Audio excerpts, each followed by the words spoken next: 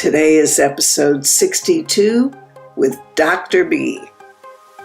Welcome to the Living Beyond ADHD podcast.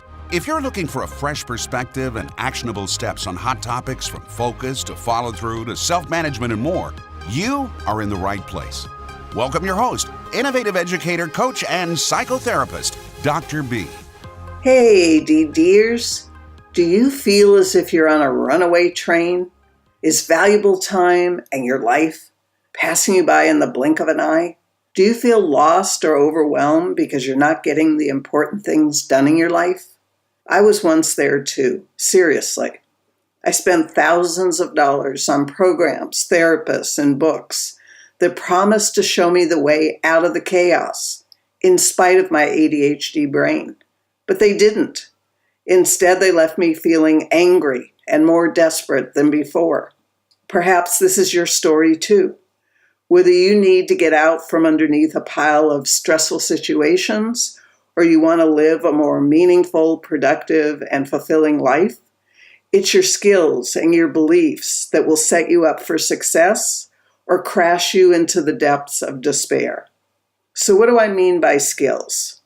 I'm referring to the executive function skills such as getting started, planning, organizing, following through, regulating your emotions, and having foresight. What do I mean by beliefs? Since you are the meaning maker for everything in your life, what you choose to believe, whether it's intentional or by default, it runs your life. As I've said before, it's not your fault that you haven't developed these skills as fully as need be, and you are responsible for developing them if you want your life to work better. It's as simple as that. You can have skills, but no strategies, or you can have strategies, but no skills, and you can falter either way because you need them both. And even though you learn them separately, they are all interrelated and interconnected. And you can be a hard worker, passionate, and determined to succeed. And that isn't enough. You need skills, which is the acquired ability to do something, and strategies, which is a systematic way of doing something that are used to achieve a particular outcome. If being accomplished at playing the piano or cooking fine meals weren't the result of time invested in practice and skill building, it would better be referred to as a talent or a gift. When you become skilled and strategic in all areas of your life, you become competent and feel a greater sense of confidence. As I've said before, competence brings confidence. It's not my intention to dwell on the past, and I don't suggest that you do either. However, I do want to spend a few minutes reflecting on some important things that are likely to have contributed to our common experience of not fully developing our skills. I was out walking with Pink, my canine companion, the other day, and was thinking about how many years we spend in basic schooling, let alone college, and the vitally important skills that we aren't learning. Speaking for myself, and probably many of you too, I was obligated to attend school every day from age 4 or 5 until graduating high school. I don't remember a lot about those years other than a number of very emotional and traumatic experiences. However, one thing I am very clear about: no one taught me how to plan, organize, prioritize, or be on time. I really could have used those skills back then, and definitely as an emerging adult. What an oversight on the part of the educational system. For roughly 14 years, we're a captive audience in kindergarten, elementary, middle school, and high school rooms, being taught many things, none of which seem to be as essential as what I wasn't taught. I could have graduated high school fully equipped for college and a successful life, rather than struggling every step of the way to achieve what I was achieving. I looked good enough on paper, but what it actually took to get there and sustain that was a huge price, just to live a meaningful, productive, and fulfilling adult life.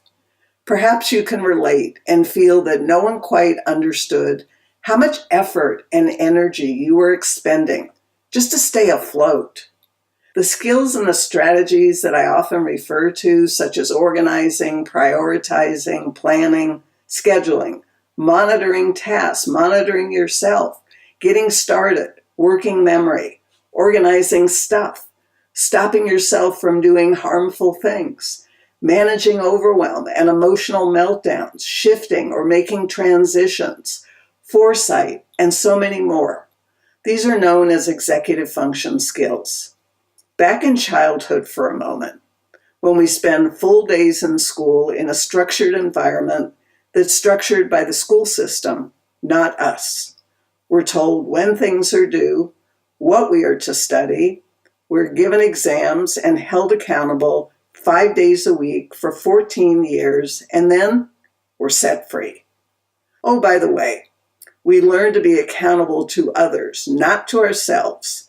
And this is a problem, a huge problem, waiting to cause even bigger problems. Examples would be no personal accountability, not being able to keep your word to yourself, and maybe not even keeping your word to others. And if we opt to attend college, we have now moved into an even less structured environment.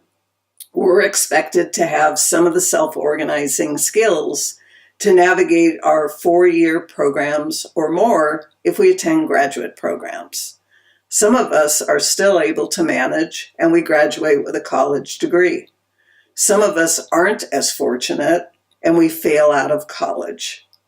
Point is, we aren't being taught the essential skills that we need to help us live a meaningful, productive, and fulfilling adult life. Fast forward to going to work, or better yet, to starting your own business. Your talent and knowledge of your area of expertise for your business, it isn't enough. You need all the skills I mentioned earlier and more in order to be successful, or certainly not be stressed to the max trying to be successful. And what about starting a family? I've received emails from many of you telling me how you at least felt that you would be able to be a successful parent and person who managed your household and your family life, and yet you feel that you're failing miserably at that job. Have you ever wondered why you feel that you know what to do or what needs doing in situations, and yet you can't get yourself to do them? Are you calling that procrastination? Are you calling yourself lazy or stupid or indifferent? I hope not. We all need to find or create an explanation for what's happening in our lives, and often create an explanation that makes it more of a moral issue when it's not. It's an absence of skills and strategies, and these can be learned no matter what your age is. So what are you supposed to do? In order to thrive with your ADHD brain, you're going to need to learn whatever skills and strategies you're missing. You can't get the life you want without them. To me, that means that you're going to have learning and mastery to pursue, just as I had to. You need to be a student of your own life, and you need to come to know and understand your unique needs, and then discover the best ways to meet those needs for you. I've never shared an office with other professionals and have run my successful offline psychotherapy and coaching practice for over 30 years. In the past 2 to 3 years, after spending a number of years learning the many skills that I needed to move into the online space, I created Adventures in Achievement, Couples in Motion, Coupleship in the Making, as well as learned how to go live with Facebook videos and launch this podcast show, Living Beyond ADHD with Dr. B.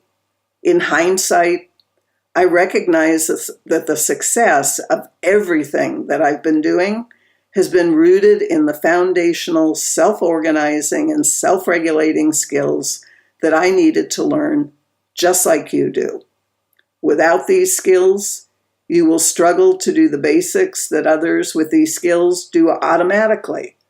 And what's worse, you will never have enough time in your day to get the important things done, and enjoy some free time for yourself.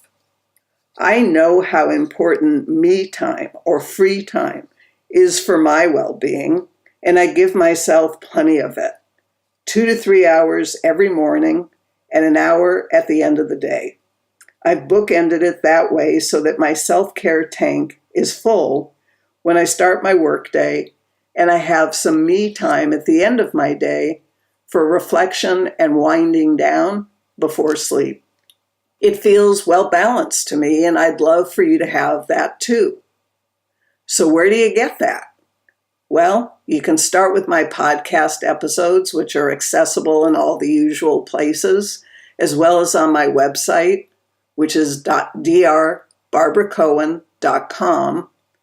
And my Facebook Live videos is on my business page, which is Adventures in Achievement, Adventures with 2 Ds. And you can sign up for my free 1-hour webinar, How to Thrive with Your ADHD Brain, as well as share your current challenges and needed solutions with me. The webinar is Wednesday, May 29th, 6 p.m. Pacific Time. You'll find the link to register in the episode description. And be sure to watch for your confirmation email right after you register so that you can share your challenges and needed solutions with me in advance of the webinar. Plus, there's going to be time for live Q&A at the end of the webinar, so be sure to attend. I look forward to learning what you need and seeing you all on Wednesday, May 29th. Your ability to get important things done is truly at stake. I want to give you an example that I use in my online coursework. It's a great example of how many of the executive function skills come together when someone is a pilot. And they're going to fly us from California to New York in the USA. Metacognition, so that they can accurately see the big picture of the flight. Inhibiting the impulse to just fly rather than course correct. Shifting from one course to another as conditions change, which they do. Emotional control over whatever doesn't belong in the flight. I sure hope so. Self-monitoring the responses of crew and passengers and themselves. Initiating without hesitation whatever is necessary during the flight. Working memory, which is constantly holding and integrating information during the flight. Planning and scheduling the best course for the flight and following through. Organizing and prioritizing their actions and thoughts and feelings as they need. Having a strong sense of identity as, I am the pilot of this flight, and what that truly means. Conscious focusing on every single detail during the flight. Task monitoring the flight and course correcting as need be. Organizing the materials for the flight experience. Maintaining the achievements of a great flight experience for everyone. And transforming any dysregulation of state into a regulated state and a sense of calm. Think about it for a minute. What would happen if the pilot didn't have mastery over all or most of these executive function skills and strategies and couldn't effectively do their job? Scary thought. Now, we're not all pilots here. However, you get the point. So many of these skills are fundamental to our successful adult life, no matter what our profession. You also need maintenance skills, so you can create a consistent routine that incorporates your new achievements and maintains them. Otherwise, what is the point in going after them and achieving them?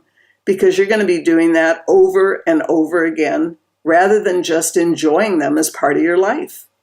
I trust that many of you have experienced this with getting organized, but not staying organized, or getting things cleaned up, but then they keep getting messy within a few days. So if you're like me and you didn't learn these skills in your basic educational years, you can start by learning a few with me on Wednesday, May 29th at 6 p.m. Pacific Time. I would love to have you join me. If you feel like your life is passing and you aren't achieving all that you want, then responding quickly is important. How much time do any of us have? Not all that much. Time does not stand still for any of us, whether we're ready to move forward or not. I learned long ago that I wanted to live ready for the unfolding of my life. I didn't want to have to pass on any more opportunities because I wasn't ready and I couldn't say yes when I wanted to. If my podcast show is the first time that you've been hearing about executive function skills and strategies, you're not alone. If you're an adult who received a diagnosis of adult ADHD, executive function skills should also have been assessed and discussed with you, in my humble opinion. The odds of having executive function deficits along with ADHD are very high. In fact, almost a given, if you will. And it gets even better. If you've lived with depression, anxiety, addiction, or trauma for a good part of your life, the odds of having executive function deficits is also very high. The reason? It takes being present in specific ways for these skills to develop. Today's episode is about thriving with your ADHD brain and focuses on foresight, planning, and following through as relevant to your success as an adult living with ADHD or executive function deficits, as well as offering you hope, real hope. How much time do we have? Not much. So let's get to it. Today's 3 key points and stories are the importance of foresight and its impact on planning and following through, taking planning out of fantasy thinking and bringing it into reality with steps, and the relationship between following through and keeping your word to you.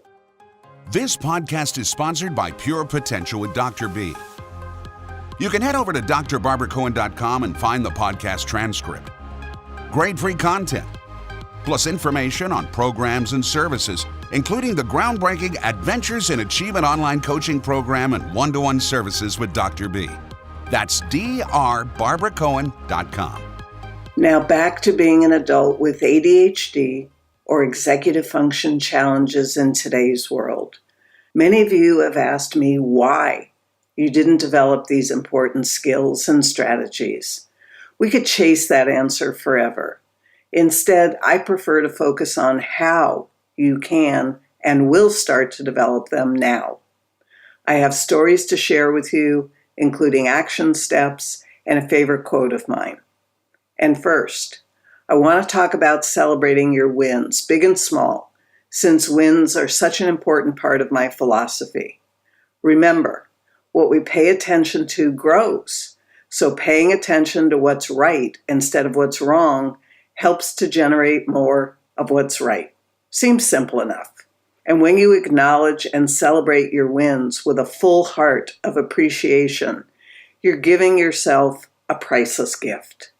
No one else may be celebrating your wins, and that's okay for now, because living in awe of yourself and what you learn and love about you is critically important to your well-being.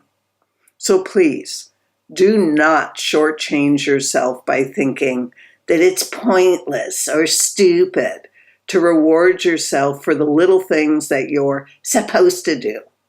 That couldn't be further from the truth. Are you really going to make yourself wait until something huge happens to celebrate? And does something huge happen every day? Probably not. It doesn't for me. But the kind of wins I talk about can and often do, which is exciting. And from what I see, celebrating wins is an absolute necessity to getting out of the emotional ditch of whatever ails you and shifting into a better attitude and a better way of living. So what are you going to celebrate today?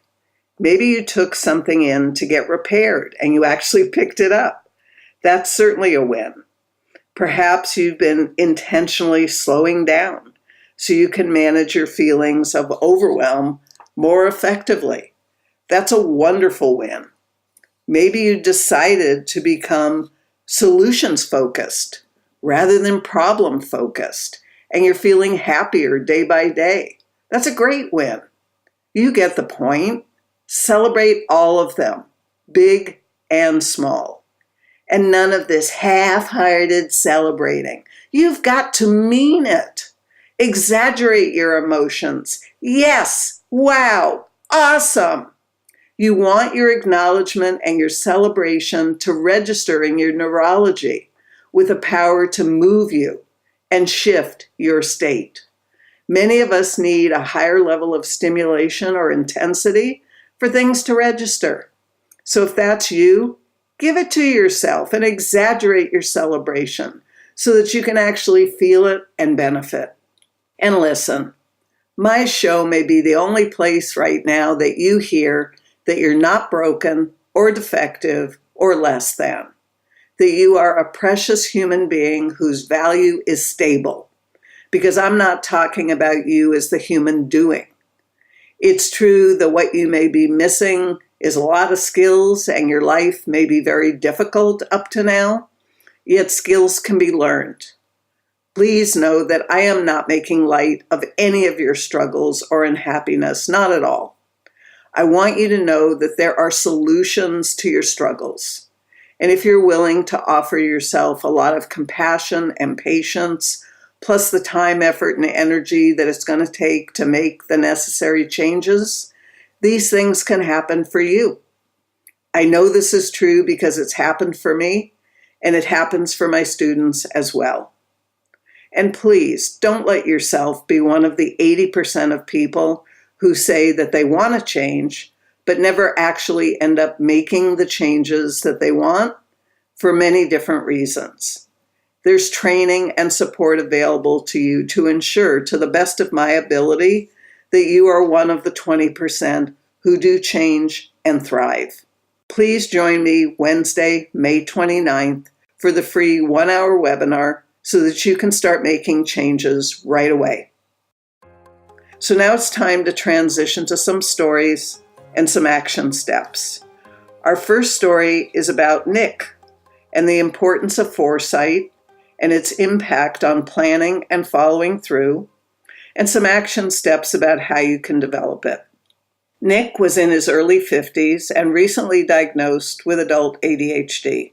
He'd been fighting the chaos of his life forever, and things just seemed to happen, like he was being broadsided with his life. He never seemed to be able to anticipate what was going to happen next, even in situations that seemed obvious to others, and this frustrated him. He wondered why he was seemingly blind to things that others saw. He wondered what they were seeing and how they were seeing it and why he couldn't. So Nick invited a coworker, Steve, to have lunch with him and brought up this mystery. He asked Steve how he knew to get out of the way or handle a disaster before it hit at work. Steve sat and thought for a moment and then asked Nick what he saw when presented with the unfolding events during the day. Did he just see that one issue? Or did he see that issue and then what would happen if he didn't handle that one issue right away? And further, did he see the other people who were being impacted by the one issue? Nick just sat there, dumbfounded. See? How could he see something that didn't exist yet? Steve thought for another moment and asked Nick if he used a planner. Nick said that he'd been told it would be a good idea, yet he didn't see the point in it because he could only handle things when they happened and not before. So what was the point in a planner? Nick was puzzled by all the questions Steve was asking him. He was beginning to feel like there was something very, very wrong with him. It's not that there's something wrong with you, Steve said. It's just that you seem to be missing the skill of foresight, which means to see ahead, to see into the future, so to speak. It's how I'm able to avoid the disasters that seem to impact you every day. I can see them coming. I can plan to handle them, and then I can follow through on taking the steps that'll avoid them. Nick knew this was a very important conversation that he and Steve were having, and it was going to be life-changing for him. Some background facts about foresight. We tend to think of time on a continuum with the past, the present, and future. When we have no foresight, we can only see the present moment and be reactive rather than responsive to the unfolding of events. And if we have no hindsight, then we can't benefit from our past lessons and we can't use them in the present and apply them to the future. We need to develop our ability to time travel in a sense and imagine possible narratives or scenarios beyond the present moment. The ability to see or sense there's something more than just the present moment, the unfolding of time and events. If you want a dictionary definition, foresight is the ability to predict what will happen or be needed in the future. So if you relate to Nick's story, your action steps are focus on gaining knowledge about the issue or the situation, building experience with it, thinking hypothetically about it, making small predictions about it, playing devil's advocate to tease out any flaws in your evaluation. Follow through and practice training yourself to be prepared rather than fly by the seat of your pants. Consider possibilities, probabilities, establish priorities, and make plans, and then take stock or monitor the results to learn what is and isn't working and course correct. Self-management is going to be based on whatever your old beliefs are that might conflict with what you're training yourself on now. Making transitions or changes from one way to another are relatively easy when there's no resistance or no pushback from some part of you. It's this part of you and its feeling that you're going to need to explore and manage. So let's transition now to our second story about Mona and what reality versus fantasy thinking is all about, and some action steps about how you can develop it. Mona was in her mid-40s and she wasn't diagnosed until just a few years ago. She had no idea that her planning and organizing skills were as bad as they were until she just had one too many things stacked on her plate and it all came crashing down around her.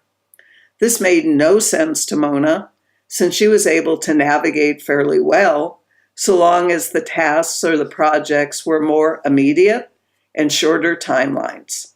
Now that she had a project at work that was going to last a year and had lots and lots of moving parts to it, she was terrified that she was going to drop the ball big time.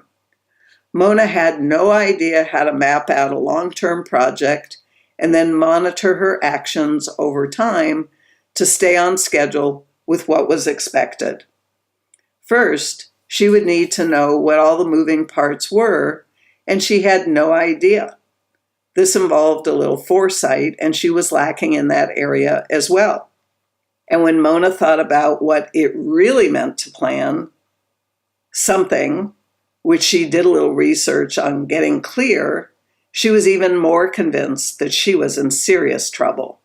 She didn't know this particular project well enough to map out the steps that a plan actually had.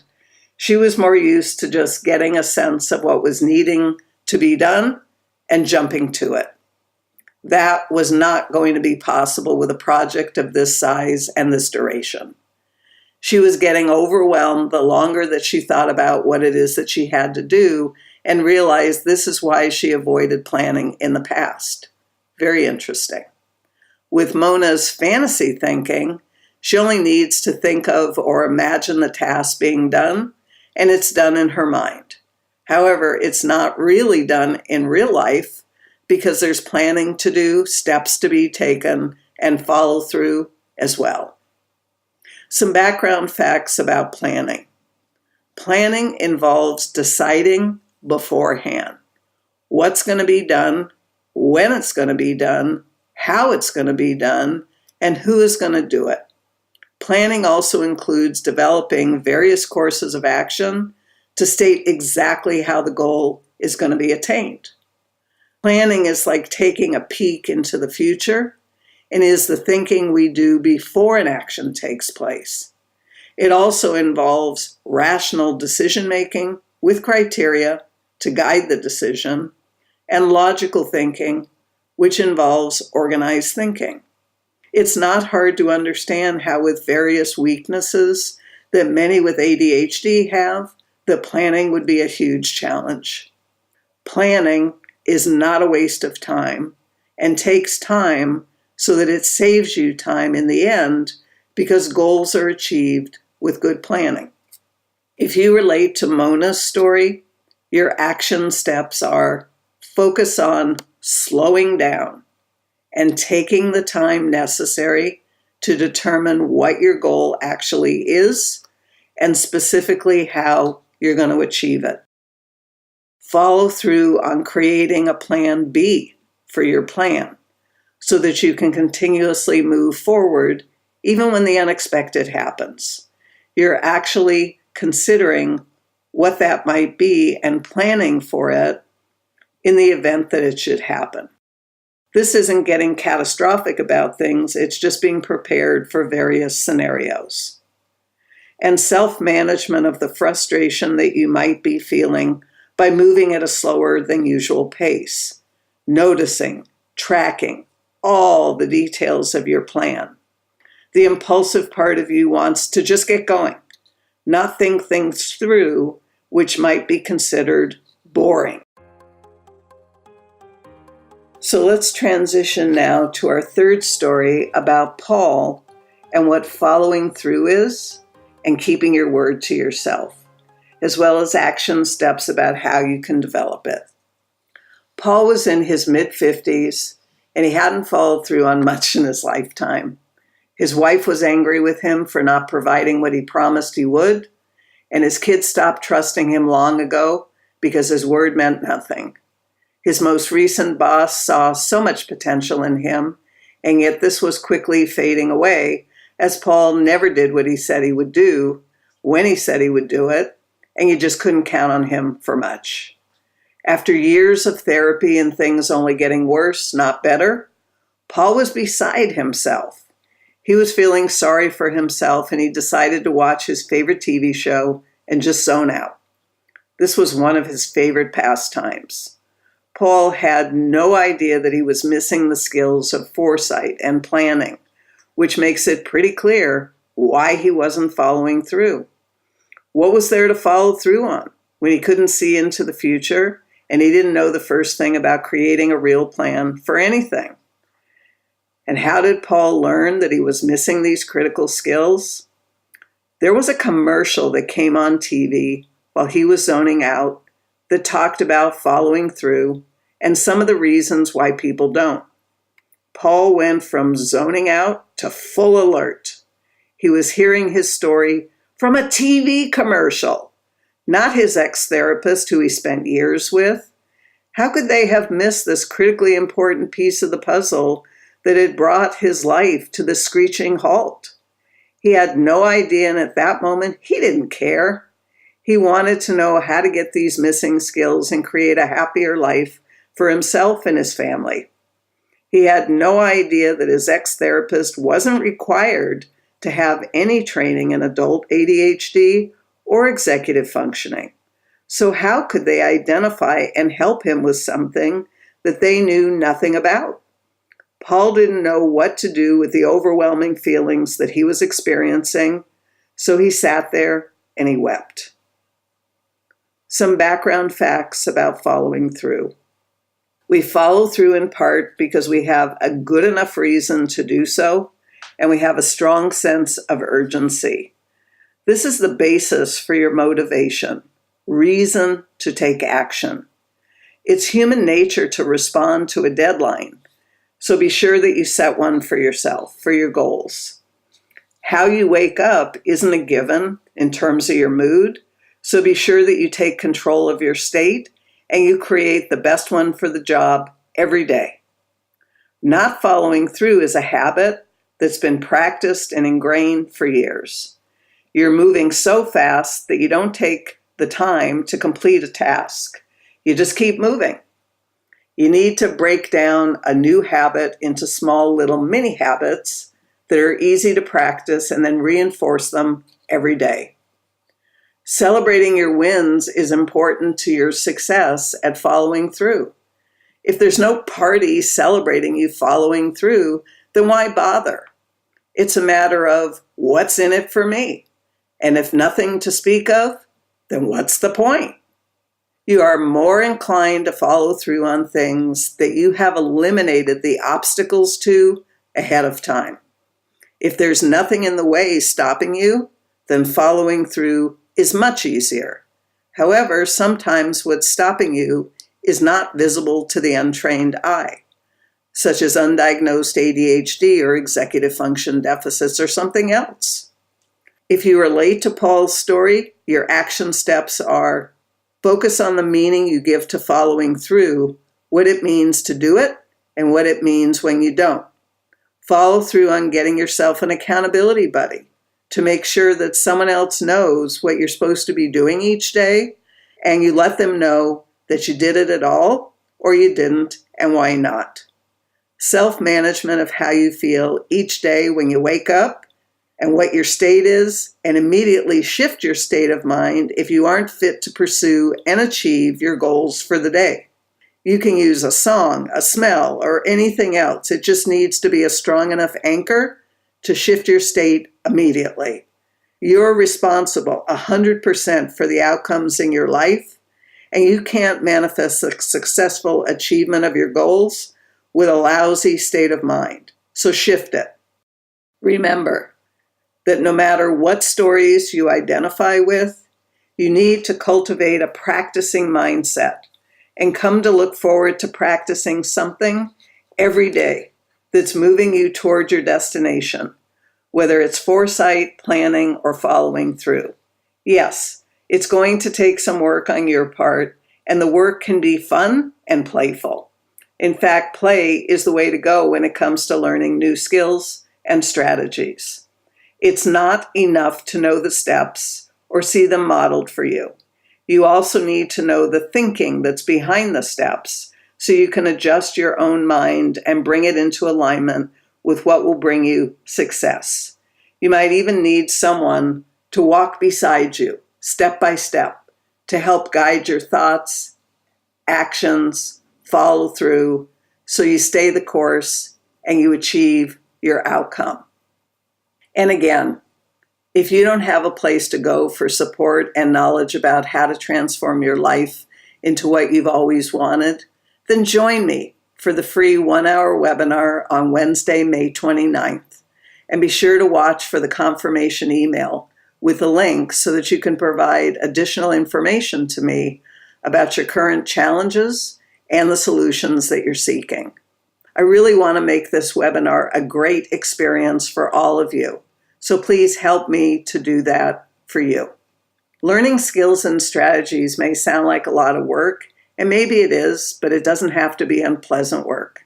In fact, it can be fun and playful if you approach it that way and you give it those types of meanings.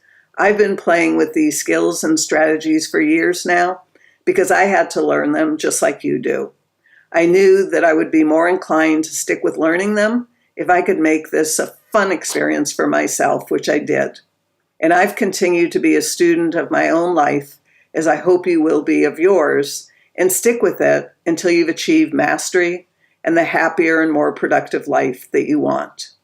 If you want to be a part of an online community of listeners to this show, be sure to reach out and friend me on Facebook so I can invite you into the Living Beyond ADHD community. We're going to be getting more active and engaged there, and I look forward to getting to know you and helping you in whatever ways I can. And if you want more than just the Facebook group, get yourself registered for the free webinar. Don't miss out on this great opportunity to get your needs met. A favorite quote: James Arthur Ray said, "When you clearly know your genius, gifts, and purpose, you'll never give up. You know that even though it may seem easier in the frustration of the moment to quit, it really would never be." So the question I have for you at this point of our journey together is, if you don't yet clearly know your genius, gifts, and purpose, what one step are you going to take today to gain that information so you'll never give up moving forward. I hope one of your steps includes joining me on May 29th at 6 p.m. Pacific Time. That's about it for today's episode on learning to thrive with your ADHD brain and how you can start to do so by developing your foresight, planning, and following through skills and strategies. Thanks for letting me know how much my show helps you and means to you. It means a lot to me to know that your life is getting a little bit better every time we get together.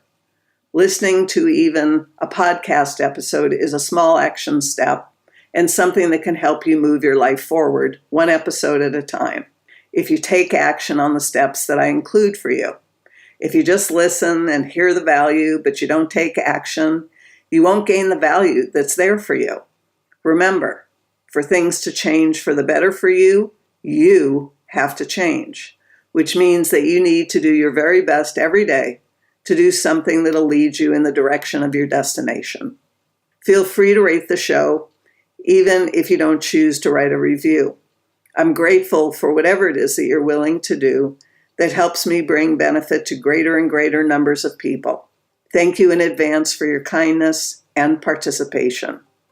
It helps me in my mission to make sure that all adults with focus and follow-through and self-management or executive function challenges have the information, skills, and support to help them live a happier, more productive, and wildly successful life. That is the driving force behind this show and expanded content of adventures and achievement. I've always felt that the world might be a little bit better place if we viewed each other as community or extended family and see the unique needs of each other and reach out because we can, so long as it isn't done at the expense of your relationship with yourself and meeting your own needs. We are not alone in this life of ours. We are all interconnected in such unique and mysterious ways, and we can see that even more so by developing our executive function skills and strategies. I know my episode production schedule is still very erratic for reasons not worth going into. So if you don't want to have to remember to look for new episodes, just subscribe and the newest episode will be in your feed as soon as it's released. Thanks for listening. Until the next time, bye for now. Thanks for your undivided attention. If you're eager to make positive changes in your life, head over to drbarbaracohen.com to see how Dr. B can help you today. Whether you love making changes with community support in a group environment or prefer one-to-one coaching or psychotherapy, you'll find all the information you need to get started at drbarbaracohen.com.